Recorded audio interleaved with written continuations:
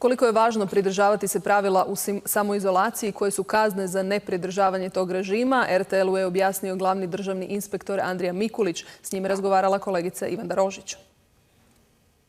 Gospodine Mikulić, kakva je posljednja situacija što se tiče broja osoba koji su u samoizolaciji što se tiče broja karantena? Pa evo, do današnjeg dana, do ovog trena, inspektori sanitarni sustava Državnog inspektorata izdali su nešto više od 6700 rješenja i 51 karantenu. Tu je riječ dakle o ljudima koji moraju ići u samoizolaciju, oni dobivaju ovakav jedan papir. Shvaćaju li oni to ozbiljno i što je na tom papiru?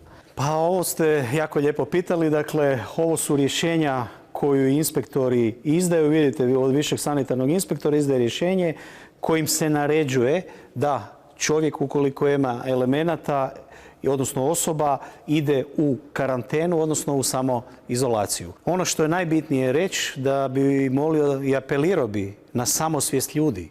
Dakle, da se drže ovih rješenja, pa prije svega da razmišljaju o sebi, a onda posebno oko onih koji su oko njih. Ovdje se radi na prevenciji i ja još jedanput apeliram na sve naše sugrađane, na njihovu samosvijest. Pa ako baš želite, ako ne žele direktno misliti o sebi, pa misle da im je dobro, neka misle na svoje okruženje tamo gdje se nalaze. U suprotnom, visoke su kazne? Pa te kazne se kreću od 3 do 8 tisuća kuna, ali ja volim reći, tu kazna nije bitna. Iznos kazne, zašto? Jer se radi o zdravlju. Dakle, zdravlje je iznad svega. Prema tome, ta samosvijest je najbitnija.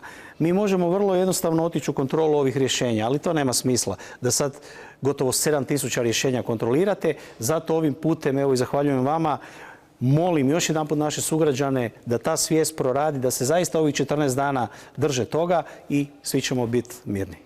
Hvala vam puno. Hvala lijepo i vama.